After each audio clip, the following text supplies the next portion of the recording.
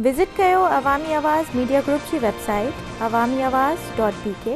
मीरपुर माथेले वेझो ॻोठाणनि पारां चोरी ख़िलाफ़ एहतजाज कयो वियो।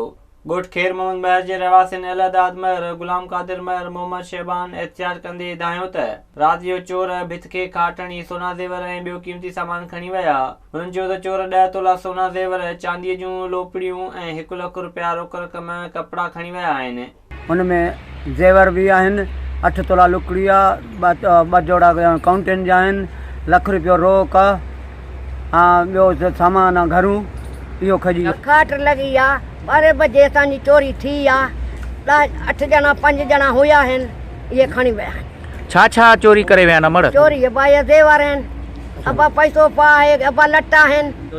हाणे असांजो मुतालबो इंसाफ़ कयो वञे। ऐं पुलिस वग़ैरह आई हिते तव्हां वटि? पुलिस हिकिड़ो ॼणो जमादार आहे, ॿियो कोई पुलिस न आई आहे। ॻोठाणनि मुतालबो कयो त जवाबदारनि खे जल्द गिरफ़्तार करे चोरी थियल सोन, चांदी ऐं रोकड़ रक़म वापसि कराई वञे।